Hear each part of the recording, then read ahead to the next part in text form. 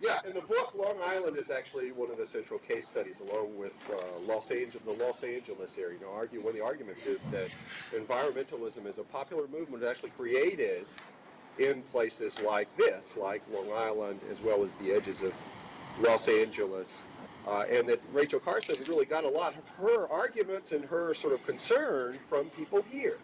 And so there's a kind of, John paraphrased quite well one of the chief arguments of the book.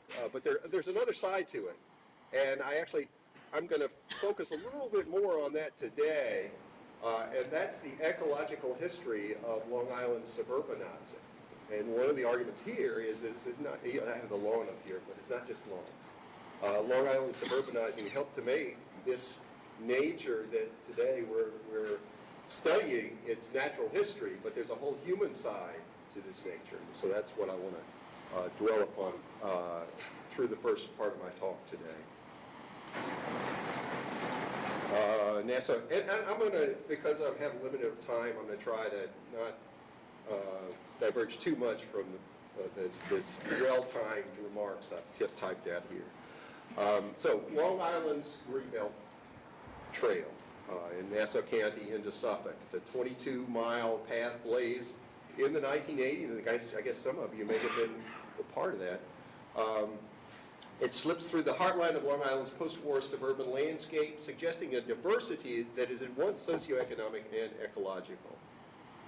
So you start at a trailhead not far from the Southern State Parkway, and you can walk more or less a continuous thread of secluded patches of woodland and meadow across the island along this 30-mile radius out from Manhattan from south to north. Now, throughout its southerly length, the trail stays within a strip of state parkland.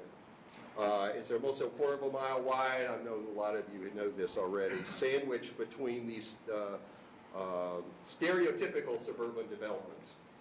To its east is Levittown, a massive subdivision whose trees have matured, but whose lawns remain little changed from when the town, then all white and middle to working class, really served as the media's place for defining suburbia, mass suburbia in particular.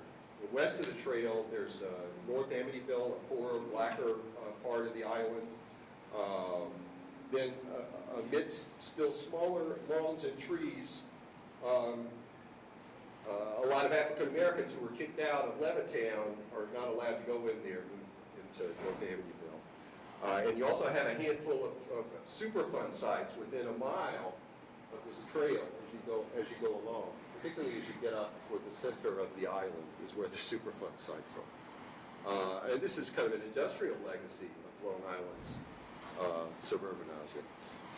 There are actually more Superfund sites in Nassau as well as Suffolk County than any other counties in New York State, which I'm kind of surprised to hear. You think it's subdivisions, but there's also this industrial piece to it. Okay, once the path crosses the island's central axis, and especially to the north of Jericho Turnpike, more fulsome woods and greenery flourish. On both sides, forest preserves abound, courtesy of Township of Oyster Bay, Nature Conservancy, and other public institutions. Tree cover more dense and extensive than 60 years ago. Envelops villages like Upper Brookville and Cold Spring Harbor. Nurseries and farms thrive. There, New York's wealthy continue to find suburban landscapes suitable to their pocketbooks and their liking. Yeah, this degree of diversity among suburbs, we all recognize this, all of us who are Long Islanders, and I think we're accustomed to thinking about it in terms of income and race, but it also has an ecological side. In fact, the ecology of these differences here is part of the currency of real estate on Long Island. And that matters. That matters in terms of understanding what suburbs are, I argue. Now, some of you may be thinking, okay, this is what's at play. This is the sort of original ecotones of Long Island. And you have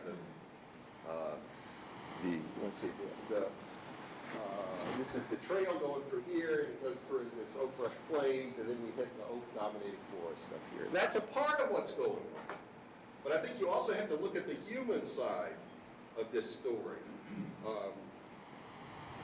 These traces of these earlier ecologies do survive, but they're allowed to survive by the ways these places have been developed and the different ways that these places have been developed.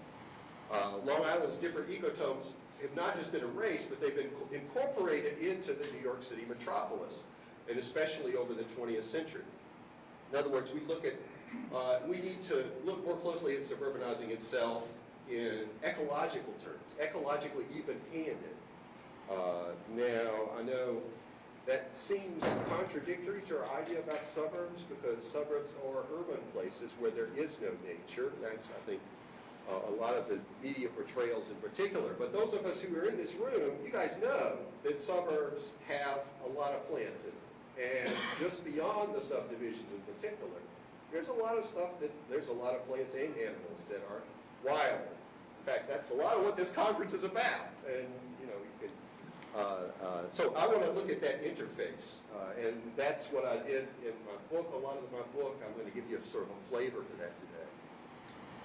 And I'm not a good salesman. I didn't bring a whole lot of these, but I am making them available to you for cost. At cost to me is $25. Okay, so and I also uncovered a kind of missing link here between the experience of living in this kind of place, this kind of interface between nature and the human environment, and that post-World War II political ferment that we now call environmentalism.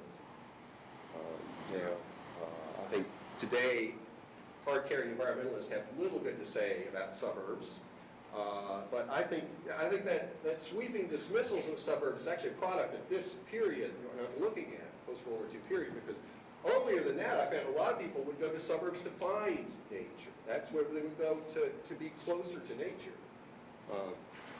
And this history, putting this history together in an ecological way has helped me to understand why there's so many actual roots of modern environmentalism lie in places like post-war Long Island itself, rather than in the national parks and Yosemite and so on. I began my historical research, I mean, this is like 12 years ago, by looking into trying to figure out why Long Islanders were so seminal in this movement nationally. From the founding of the the third chapter of the Nature Conservancy, or some people debate whether it was earlier and whether it was one of the first two, as well as these a couple of path-breaking trials against DDT. How come Long Island? And I've concluded you got to look into the natural, historical, and dimensions of suburbanizing in order to understand this. And I'm summarizing kind of a book-length argument, so I'm going to hop around a little bit. But you know, if you want the longer version, I also have a website where I put up a lot of material for this. Crabgrass Crucible, you can find it Googling, or Suburban Nature is another thing. Another title where you can find the website. Okay, so we have to get, first of all, to how nature got left out of the story about suburbia that surged forth in the national media after World War II. So a bit on that. Suddenly around 1950, the nation's suburbs surged into headlines in the newspapers. It began as a story about builders heroically stepping up projects around New York and other cities to relieve a housing shortage. Returning veterans had been living in chicken coops and so on. And so here came the builders finally to provide low-cost housing in places like Levin. Coverage of the suburban mass builders quickly evolved into something more. It became a story about where the entire slice of where an entire slice of the world, a youthful middle class, was moving. And the first flush of the coverage, for instance, in 1950, the U.S. News in World Report could still speculate how it stemmed from the idea of a home in the country with an acre of land, a garden, flowers. It has always been popular among millions of Americans. But once coverage of suburbia took off, media and social scientific observers looking out from the traditional downtown became far more inclined only to see the houses and only to see the work of the human hand or human machines. Media and other coverage of this new suburbia lost track of what earlier in the 20th century had been easier to remember, that suburban migrants often sought the countryside. Nearly lost, just one example of this is Levittown itself, nearly lost in its coverage about mass-produced housing, Ford assembly line types housing, was the way that it was sold. At least some of the founders of that development sold it as a kind of a nature cell. And this is from that first newspaper produced in Levittown, and it's by Abraham Levin, who's the father of the two Levins who actually ran the firm. Once upon a time, he was sort of telling a fable about how he saw what they were doing at Levittown. A clergyman was sent to send then spiritual guidance to a bleak, desolate island. This place must attract birds, he said. Must have the color of flowers, and so on. He was predicting this future. You see at the last few lines. I don't have it on this part of the book, but he produced it. His final line was that the island would become an isle of nightingales. So the birds would come. He was an avid gardener. He was a devotee of Ernst Haeckel, the German who first coined the term ecologia. He was a firm believer in uplift through greenery. He wrote, "A person who lacks appreciation of a beautiful landscape," and he didn't really a garden landscape, loses inner satisfactions which bread and glamour cannot provide. So important did he hold Levittown's flora to be that after he retired from the building operation himself, this was during the building of Levittown, he remained in charge of the firm's landscaping department. So he was in charge of the planting for the whole thing. Of course, the planting itself, this part of the building of Levittown, was kind of pushed to the margins of the news coverage in comparison with this kind of fawning coverage of the builder who put the houses there. You have the father, Abraham Levin. This is a little picture in the corner of the Time magazine, last page of the Time magazine cover, where the father grass. Nevertheless, when we look at these changes through a more even-handedly ecological lens, rather than just assuming nature away, we see a very different Long Island. The natural and planted features that distinguish different kinds of suburbs from one another figured quite importantly in how these places were constructed and sold as well as bought. The country or nature side of what suburban migrants saw was harder to mistake in upper end ads like this one. And just to give you, this is 42,000 Levin houses were sold for under 7,000. So here we're selling a new kind of country home in great success, where the new UN building was going. So too for those who chose to move into the more spacious lots of upper end suburbs like Oldfield. And we include here the naturalist Robert Cushman Murphy, whose name is now enshrined as a park out here, and his wife, equally prominent in the movement, environmental movement of the late 50s, Grace Barstow Murphy. In 1952, anticipating his retirement from the Ornithology Department at the American Museum of Natural History, the couple settled upon a 6-acre lot in Oldfield as the proper abode for a lady and gentleman aged 65 to 100, retirement home. Murphy notes in his journal about what drew him there. These notes make quite plain the appeal of having a substantial slice of the natural world nearby. Good trees and a spring pond. He says this, the dearth of man-made structures that were visible. He talks about that, the prospects. That's this also that this spacious residential seclusion will last. Now, perhaps more surprisingly, interviews with many other couples buying at the lower end suggest they too shared this vision of a suburban countryside, a recognizable nature nearby. And here's a couple moving into Levittown, Julian and Uriel Kane. They both grown up in Brooklyn and Queens, and they bought their 11th house in '52, the same year as the Murphys, moved into Oldfield. Julian had a master's in geology. He'd go on to be a high school teacher in that field. And Uriel was working in Manhattan and went home once their children came. Their interest in nature and rural settings had been spurred especially by Julian. He was all the time going out and visiting mines and rock formations, national parks, brought Uriel along. She began to develop this fascination. So you see the kinds of things in the quotes there that appeal to them about the Levin neighborhood and house. Trees were growing, Uriel mentioned that. For Julian in particular, it was the farms and fields nearby that made this house attractive. We had our countrified area, our real suburb, he called it. And this is in recollection of that time in 1952 when they made this decision. Also indicative of Julian's naturalist interest was this skunk they kept as a pet. They had captured it in a camping trip to upstate New York. They brought it home, took the gland out, and kept it, kind of like a cross between a cat and a dog. But it does point to another major theme of my book, and that is the plant and animal life cultivated in these places. Vast, newly domesticated ecology, from lawns and shrubbery to dogs and cats, also plants and creatures whose identity kind of hovered between the tame, the commensal, and the wild. Many of this biotic multitude arrived through human intentions and efforts. Other species that proliferated had long lived there, or they crept, swam, or soared in.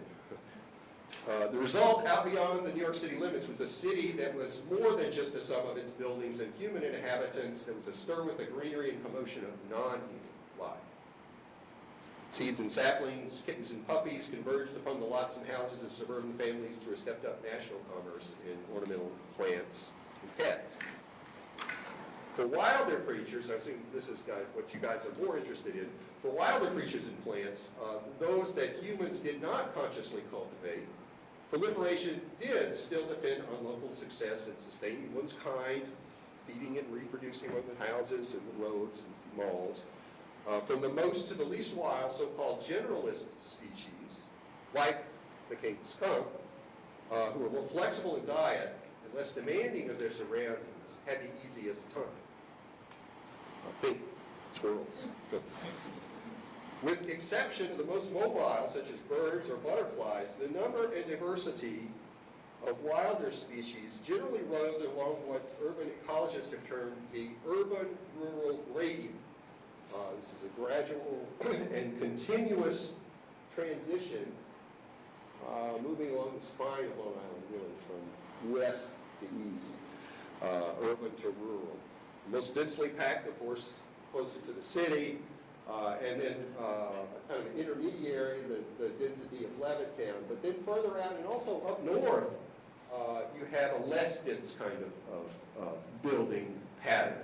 And so this is also, I would include, of course, Oldfield among that, and also the Pine Barrens on that view. What happened, it was already an ecological melting pot. You had suburbs, you had towns and factories, but you also had farms, and you had undeveloped land. What really happened after World War II with all this build-out, all this suburbanizing, was that the location of each of these land uses was changing. And so you had a new level of species turnover and mixing.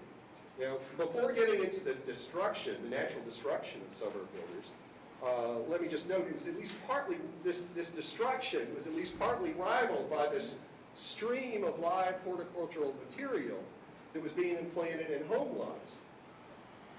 Given that most of its land had been planted in prairie and then farms, converting what was then known as island trees to Levittown brought a historically unprecedented tree coverage to that part of the island. And if you assume that the foliage per house in Levittown lay near the average, then single-family homebuilders in Nassau County must have furnished a veritable forest of new trees. Some 1.25 million between 1945 and 1965, which was more than the total across all the boroughs of New York. So, On to the wilder side, responding to the rapid extension of built and replanted land, wilder flora and fauna were forced into adjustments of habitat that could prove severe. Like the island's farmland, its more continuous suburban forest shrank back, receding to those corners of the island where developers were stymied or restricted. It also fractured. Chopped up by roads and highways, it lost many passages through which wildlife as well as human pedestrians could freely roam. By the early 1960s, the fragmentation and diminishment of forests and other older habitats reached a critical point, especially in Nassau and western Suffolk.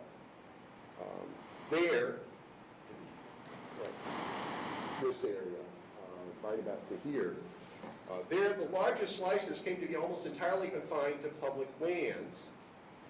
This is pretty interesting.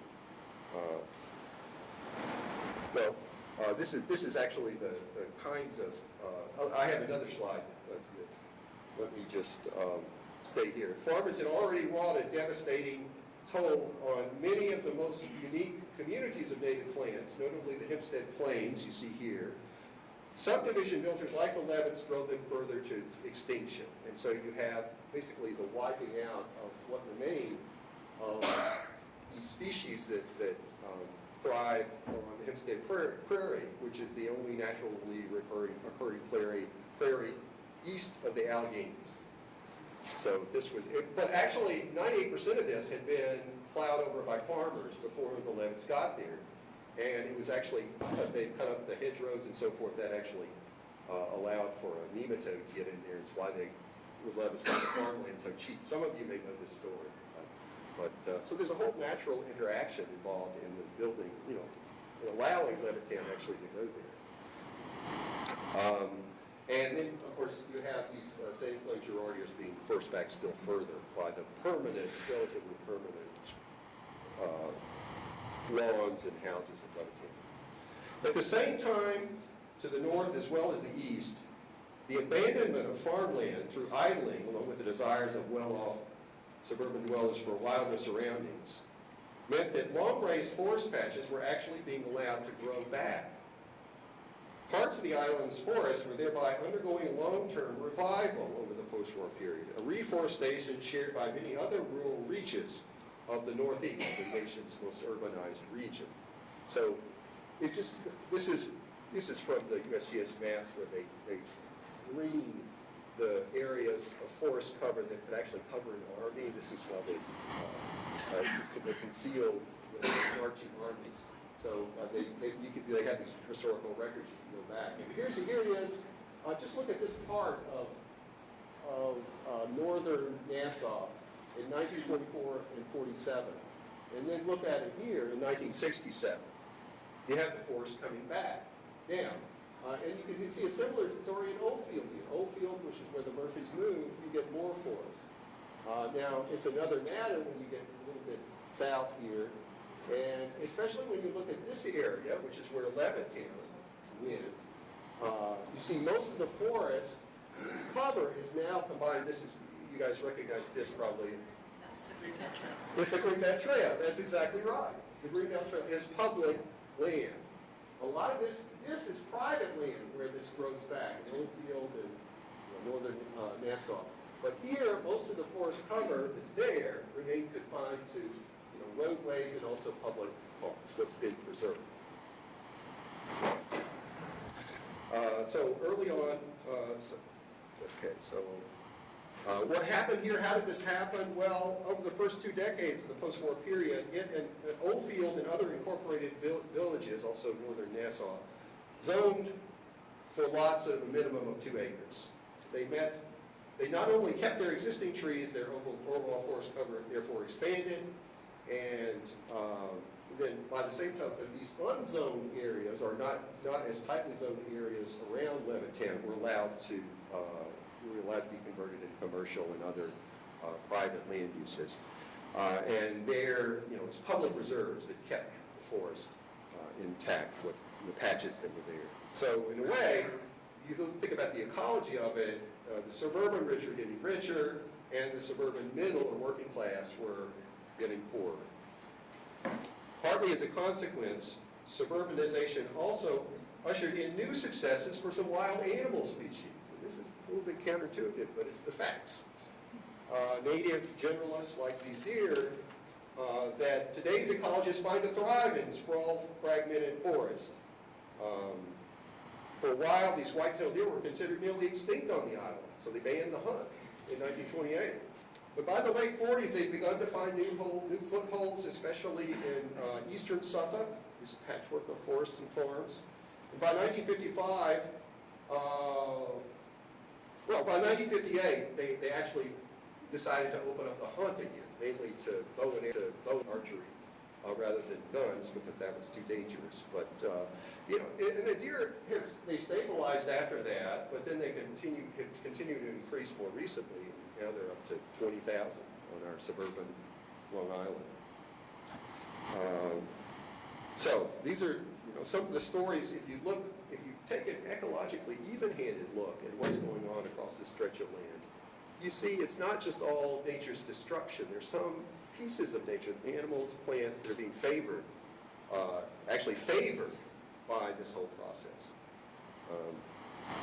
Long-term trends in migratory bird populations suggest that, at least in northern Nassau, gains in new generalist varieties actually outpaced species losses. In June of 1960, Robert Cushman Murphy led a team of Audubon Society birders on a bird count in Oyster Bay that followed in the footsteps of another bird-watching group decades before, led by Theodore Roosevelt. So what did they find? Well, they actually found 46 species, 3 more than the Roosevelt team. You can say, well, it's the number of people, it's the sort of more trained eyes, and so forth. But I think it's interesting to look at the patterns here. 15 species found in 1910, but missing in 1960 included the meadowlark and the grasshopper sparrow. They were grassland birds whose favored fields and meadows had been reduced by the eastward shift of agriculture. So now we have homes with their trees rather than agriculture. And surprisingly, Murphy and company beheld 20 species not seen by their Rooseveltian predecessor. Now, some of these were well-known exotics like the English sparrow, starling. Others of them had been actively engineered. The mute swan was something that they put on many of the estates. The pheasant, stocked by the State Game Commission. But there were others, like the northern cardinal, that Murphy really had no explanation of why they arrived. And, judging from recent studies of how this happens, probably one of the factors was the reduction of bird habitats in other parts of the island. So they were kind of pushed into this well-treed corner of the island. So Abraham Levin's prediction of a bird-friendly Isle of Nightingales had, in a sense, it come true. But it was more true for a place like Oyster Bay than it was true for a place like Levittown. And contemporary studies show that this kind of microenvironment is going to be less conducive to a variety of bird life. Now, let me conclude by summarizing Long Island's contributions to the American birth of this new kind of nature activism on behalf of the environment. Robert Cushman Murphy was in the center of things, as was Grace Cushman. He became the figurehead for organizing that had already begun among Long Islanders, mainly well-to-do property owners on the North Shore, also on Fire Island. And there's a whole Fire Island story here, too, that is illustrated. Let me just go to this. This is the sunken forest. The preservation of sunken forest became the spearhead for creating this first chapter, or the third chapter of the Nature Conservancy on Long Island. That group that did that then went on to found the Nature Conservancy chapter to take this project around the island. And you can still see this today. These kind of funky signs from way back early 50s where they preserved the forest are still there. At least, I don't know. I haven't been there since Superstorm Sandy, so I don't really know if these have been blown away. But this is out on Fire Island. That holly forest it's in between the dunes. And so it also crosses lines of, it goes beyond the North Shore, this preservationism. And Julian Kane also becomes active and creates his own group and so on in ecological preservation. So flood attempts are part of this. And then there's a whole battle of Fire Island, interesting enough, happens in the wake of another storm, a hurricane that wipes out a lot of the infrastructure on Fire Island. So Robert Moses wants to bring in a causeway. He says it's going to stabilize the island. This was an island where they had banned cars, roads, car roads. And so that created this whole storm of protest. The Murphys were involved, Kane was involved, and that's another way that Long Island kind of led the way toward modern environmentalism, was they created the wilderness area you saw in the last talk. The politics of that emerged from this battle over Fire Island, they're called. And the other way that, oops, what did I do? Okay, good. The other part of this is, and a big part, I think, even more the innovation here is unique to Long Island, was in how Long Islanders introduced the country to a kind of agenda, nature agenda, that combined land conservation with the fight against pollution. And that came through the fight against DDT. And one of the early moves on that, even before Rachel Carson, there was a group of people who got incensed over the federal government spraying of DDT across the island to combat the spread of the gypsy moth. A lot of these people were in precisely that northern forest that we just saw in places like Oldfield, in places like northern Nassau, where the federal government said, let's spray because those are the environments gypsy moths like. But of course, people were living there. And there were organic gardeners there already in the mid-50s. And these people, these 13 plaintiffs, became the leaders for a trial, went all the way to the Supreme Court, in which sort of tipped Rachel Carson off and got her started on her research for Silent Spring. These people were making those arguments. They argued this case in court against DDT in 1957-58. One of the first things Rachel Carson did in writing her book was to ask for the transcript of this trial. And the ringleader of the trial, Marjorie Spock, became her chief correspondent, as she put it, in the writing that famous book. So Long Island, in a way, was the birthplace of Silent Spring. Let's see. Let me move on to wind things up here. You have, this gives you a sense of, and there's another trial, which is the trial that gave rise to the birth of the Environmental Defense Fund. And that's in 1967. That was spearheaded by a group called the Brookhaven Town Natural Resources Committee. And what I show here is that these are the plaintiffs in the 1957 trial, where they lived and correlated with census tract housing values and census tract. And these are the high values housing. And then the people in this other group were out here in the lower value housing tracts. So, what my argument here is they crossed over from kind of a North Shore elite to become a more sort of middle class, Long Island-wide cause, this battle against DDT. Even before the first Earth Day, this was happening. So Long Island was really inventing that sort of cross-class politics, if you will. Okay, winding things up here. So similar conditions for this kind of political invention may well prevail across the island today. Now, it seems that this divide between the suburban nature of the rich versus the middle has grown. As we always talk about economic inequality. Well, there's an ecological piece to it, and you see that in 1980, this is the forest fragments mapped by the Nurture Conservancy, greater than 50 acres in 2006, and this is the proportion, and this is really correlated with housing values. And so you see the forest here, really the hardwood forest of the North Shore, has become more dominated by people living in houses with more than $750,000 value, as well as out at the East End. And here's where you have the more middle class, middle class home values, as well as the pine barrens, is what that is, as we all know. So, nevertheless, at the same time we face a danger arguably as even-handed when it comes to class as the toxic threats of that earlier era, like DDT, namely climate change. Climate change hits us all, just like the pollutants do. This is a very different kind of politics. I just want to suggest this at this point. It's hard for me to see exactly how Long Islanders might duplicate what we did, or our earlier generation did, in the 50s and 60s.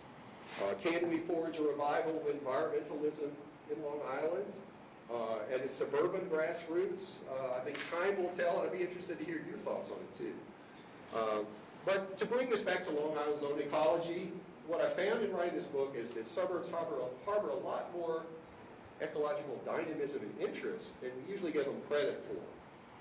And if you step out of that shadow of seeing suburbs as non-nature, if you look at the actual land that was being transformed over this period, you can see a lot more. That ecological perspective forged by, among others, these Long Islanders help invent environmentalism, helps illuminate this diversity. At the same time, it shows how environmentalism itself has a whole lot more suburban roots than many, perhaps especially we environmentalists ourselves, are willing to acknowledge. Thank you.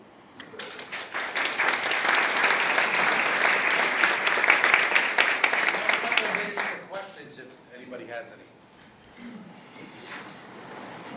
Questions? What do you think? That's a future. Okay, Larry, yeah. Just a statement that I think your request for a new environmentalism on Long Island, I think we are going to reach our critical limits. And I think with the Long Island Index and other island-wide studies that are significantly funded by foundations that care about the island as a whole, we'll look at the critical limits, primarily groundwater. The other foundations are tourism, are the beaches, and we have so many unconnected sewage treatment situations. We have to go to desertification, we have to go to tertiary treatments. So I think the quality of the shores, quality of our seafood, quality of our beaches, and quality ultimately of our drinking water being contaminated by different sources, whether it's in-ground cesspool systems as opposed to increasing the ability to denitrify, to collect and then denitrify. So I think we're at a critical limit, and I think if the media catches on to what the foundations are funding, and it happens fast enough and right enough and in our faces, or in our tap water, I think people will respond. I'm hoping. Yeah, I mean, that whole groundwater thing is so important. I didn't really bring that up, but thank you. That's so important in this earlier story, too. I mean, Long Island is one of the two places in the nation where detergents were first discovered to be a widespread contaminant, and this was in the late 50s. And, of course, that's our only source. That aquifer is our only source of drinking water since, as we've suburbanized, we've still not gone off the island for our supply. So it's that helped to make pollution, water pollution in particular, such a critical issue.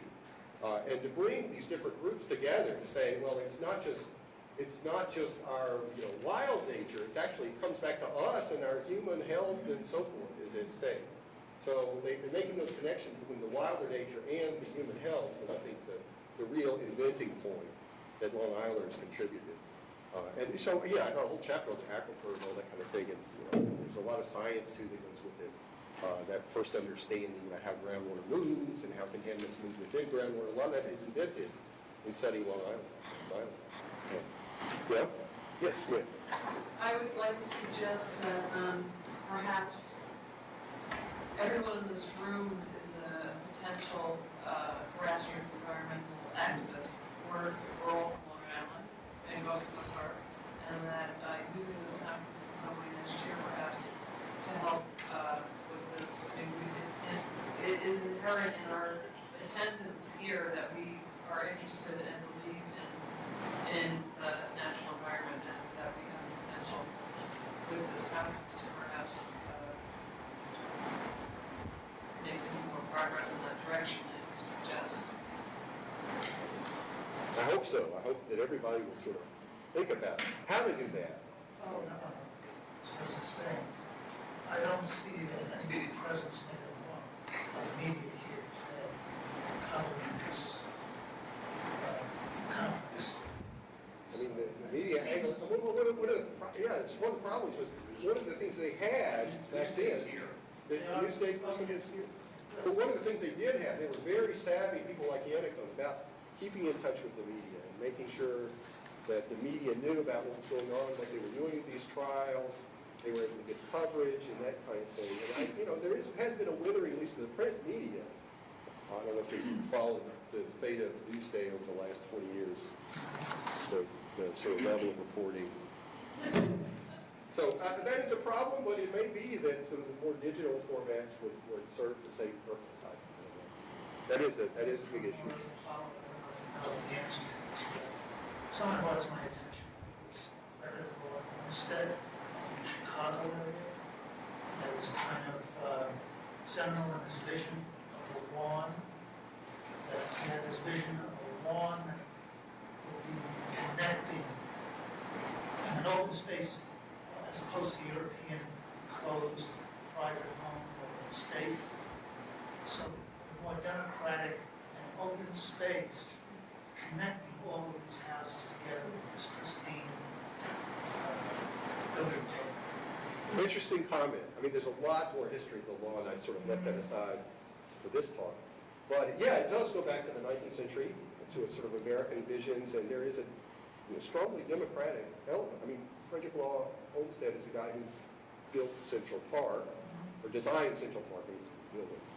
He was one of the two designers. And, I would also say, there is vestige of that, actually, in Levitan, Levin's vision. But in part of that vision, just as an example, was that they didn't allow any fences, so that people's lawns would run into one another, and there would be this kind of communal space with greenery, as the surface rather than concrete. So there is a whole continuity of that tradition or that vision all through the 20th century as well. And so maybe in some surprising places. And I think that's what we need to remember as we try to figure out, well, how are we going to do this today? How are we going to make sort of this democratic vision happen in a new way for our time? Oh, sure. The lady over there suggested that we are all public masters. I like that idea. The demographics of this room, we've been looking at demographics a long time. Are we going to reach everybody? That is a critical. Could you repeat the question? Maybe people She says, asking okay. questions could stand up. Oh, question asker should stand up. I mean, the question just was look at the demographics in this room. How broadly democratic are we if we don't include, I guess, people of color, right? And how many of you are from Levittown? I don't know. Okay, we have one. Great. Yeah. What's that? Oh, okay. Okay, Levin House. Yeah. So we do have some, and but we need a broader representation, I suppose, is the point. So how do we do that? How do we get there? I mean, the way they did it back then, I think, was the pollution issue really cut across a lot of those lines.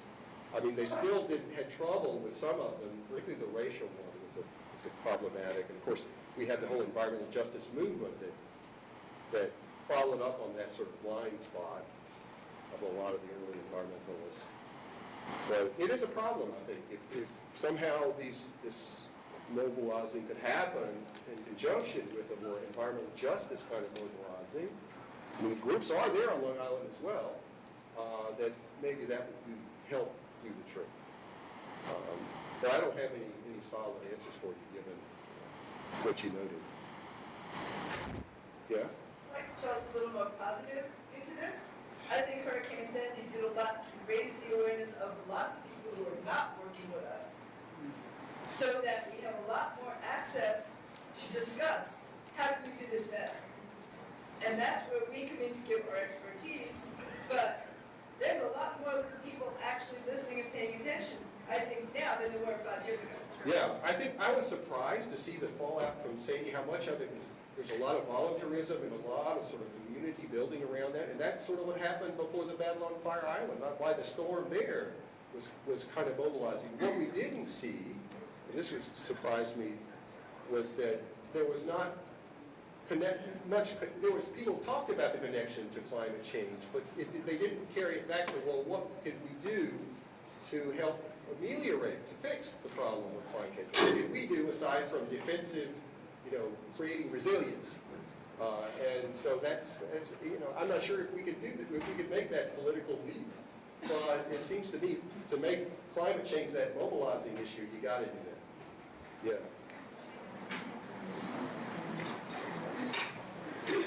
Yes, sir.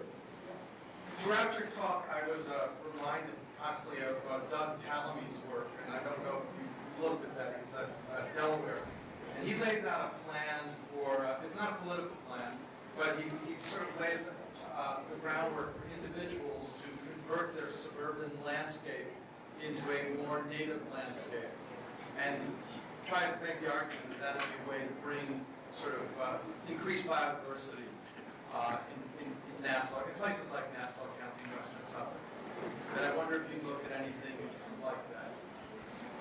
Yeah, I think that diversity is kind of the way to go. And then the other thing, I see Larry Foglia back there, is planting sort of more native and less water intensive, less pesticide intensive kinds of plantings, but also turning the land back over to food production too is another way that you can go. And so yeah, I think I have thought about that. I mean, Los Angeles is my other case study, and that's a place where lawns are just, 40 inches a year is the native climate of rain for England, where the lawn was first developed. 35 or so inches a year here, so, but in Los Angeles it's 14 or 15 inches a year, and yet they still have all these suburban lawns. So that's a place where xeriscaping and that kind of thing can really, actually the city government now pays people to convert their lawns to native plantings. And so, but it would be cool if we could kind of figure out a way to do that program here. They've actually made some progress there, converting in a kind of more systematic way. But it can't just be individually. Is one of the things I would say. It's got to be more systematic. It's got to be more of a group effort. And I think, Larry has actually been part of some of that. Yeah. Tommy's approach in his book, Bringing Nature Home, is that even when you are making choices among native species, and it comes to birding aspect of the talk, is that you make choices of plants that are close to more lepidoptera species, which is what migrating birds or nesting birds need to feed their young. So you can choose something like a Cercis of Edbud that hosts only 2 or 3 lepidoptera species, or you can choose something with the cherry family, which hosts 28 to 30 lepidoptera species. And then